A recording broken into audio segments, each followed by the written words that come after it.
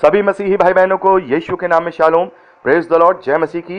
एक बार फिर से आप सभी का स्वागत है। हम अध्ययन कर रहे हैं रोमियो की पत्रिका और अब समय है कि हम चौथा अध्याय 13वें वचन से आगे बढ़ें। तो यहाँ पर लिखा है, क्योंकि ये प्रतिज्ञा कि वह जगत का वारिस होगा ना इब्राहिम को ना उसके वंश को व्यवस्था के द्वारा दी गई, परंतु विश्वास की धार्मिकता के द्वारा मिली।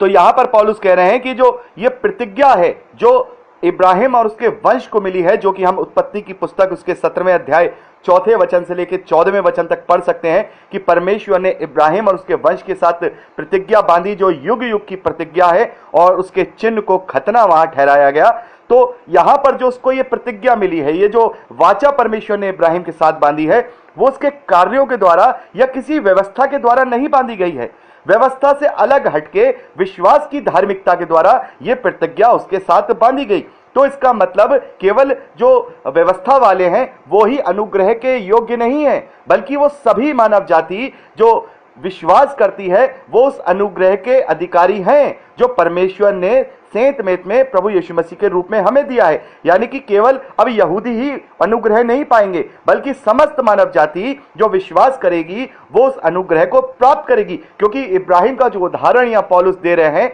वो इसी वजह से दे रहे हैं कि जो यहूदी लोग हैं वो ये समझते हैं कि परमेश्वर की हम निज प्रजा है, परमेश्वर की हम निज संपत्ति हैं और परमेश्वर केवल हमसे ही अनुग्रह करेगा, बाकी समस्त मानव जाति को वो छोटा और तुच्छ समझते थे। लेकिन यहाँ पर पौलुस उनके ही पिता के विषय में, जो शारीरिक पिता है इब्राहिम को वो अपना मूल पिता मानते हैं, उस पिता के विषय में समझा रहे हैं कि उन्होंने तो कोई भी व्यवस्था का पालन नहीं किया था, उनके ऊपर तो कोई व्यवस्था नहीं थी। उन्होंने तो जब इस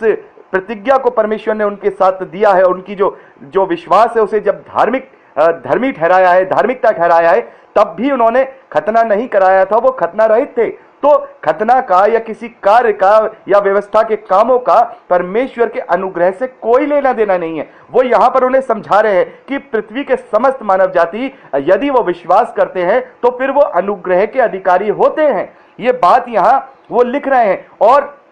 जो प्रतिज्ञा परमेश्वर ने इब्राहिम से बांधी वो उनके विश्वास के द्वारा बांधी। कैसा विश्वास? हम आगे पढ़ते हैं 18वें वचन में, उसने निराशा में भी आशा रखकर विश्वास किया, इसलिए कि उस वचन के अनुसार तेरा वंश ऐसा होगा वह बहुत सी जातियों का पिता हो। तो यहां पर परमेश्वर ने उससे कहा कि तेरा वंश ऐसा होगा कि तू बहुत सारी जातियों का पिता होगा, जबकि उसके पास कोई पुत्र या संतान नहीं थी। उसकी उम्र 100 साल की थी और जो उसकी पत्नी है सारा, वो भी गर्भ की मरी हुई दशा में उस वक्त थी। कोई उसे उम्मीद नहीं थी कि मैं कोई संतान को प्राप्त करूंगा, लेकिन उसने उस निराशा में भी उस आशा को रखकर विश्वास किया जो परमेश्वर ने उससे कहा कि मैं तेरे वंश को ऐसा बढ़ाऊंगा कि तू बहुत सी जातियों का पिता ठहरेगा।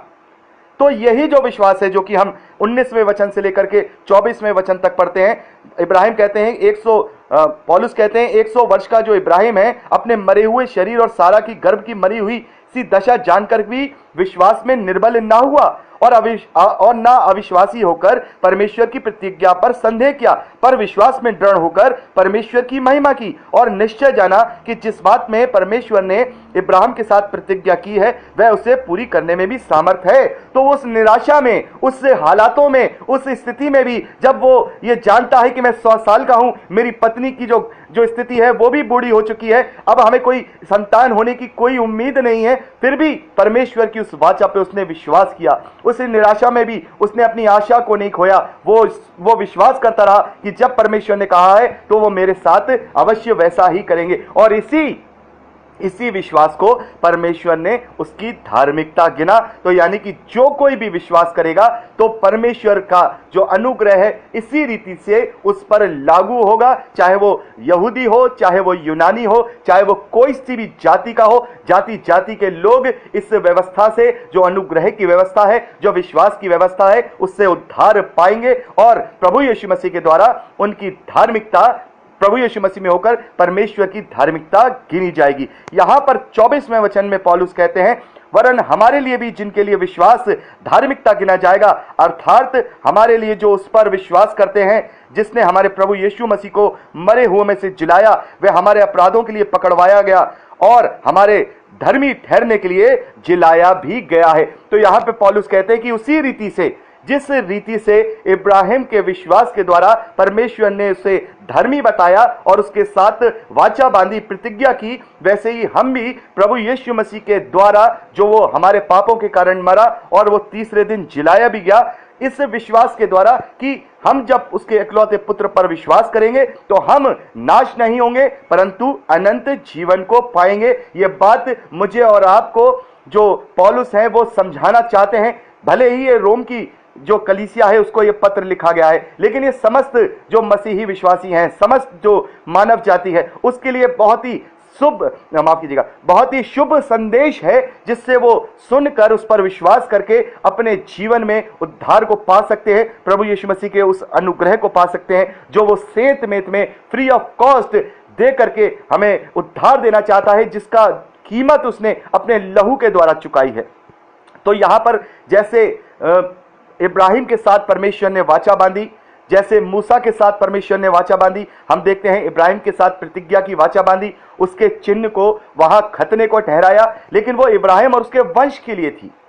वैसे ही हम देखते हैं मूसा के साथ जब परमेश्वर ने वाचा बांधी व्यवस्था के साथ, उसको बैल बकरी के लहू के द्वारा भी हम आगे पढ़ेंगे इस बात को इन्हीं पत्रियों में कि बैल बकरियों के द्वारा उस वाचा को बांधा गया, लेकिन वो वाचा भी केवल यहूदियों के लिए है, इजराइलियों के लिए है, याकूब की संतानों के लिए है, समस्त मानव जाति के लिए नहीं है।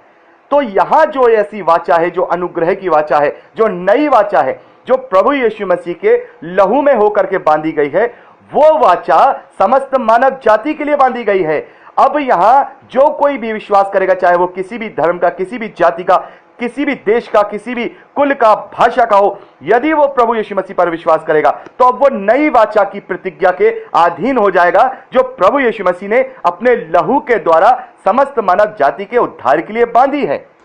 और इस बात को हमने मत्ती के सुसमाचार में पढ़ा है, जब प्रभु अपने चेलों के साथ फसह लेते हैं, अंतिम भोज को लेते हैं, तो वहां पर मत्ती के सुसमाचार उसके 26वें अध्याय और उसके 28वें वचन में प्रभु कहते हैं, क्योंकि यह वाचा का मेरा वह लहू है जो बहुतों के लिए पापों की क्षमा के निमित्त बहाया जाता है। तो यहां पर हम देखते हैं प्रभु यीशु मसीह ने अपने लहू को बहुतों के पापों की क्षमा के निमित्त बहाया गया बताया है, और उस लहू को नया वाचा बताया है, नई वाचा।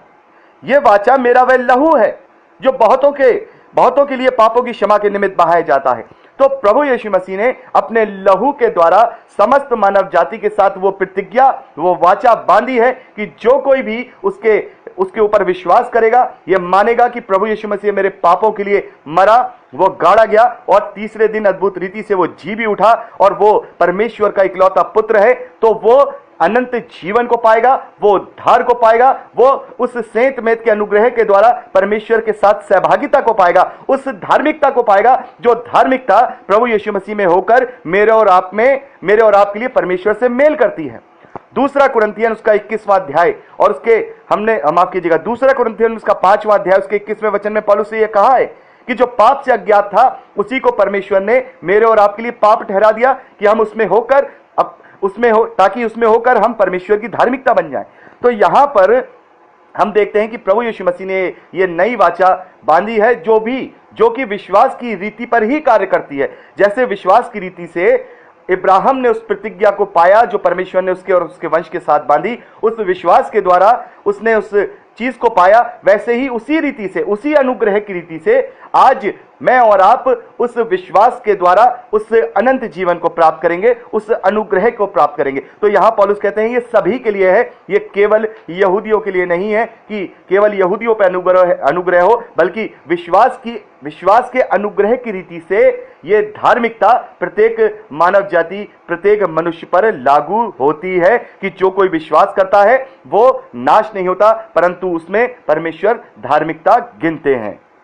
तो यहां पर हमने चौथा अध्याय कंप्लीट कर लिया है और समय है कि हम 5वें अध्याय की ओर आगे बढ़ें, और मैं चाहूंगा कि 5वां अध्याय हम अगली रिकॉर्डिंग में बात करें। तो प्रभु आप सबको बहुत आयत की आशीष दे। Praise the Lord.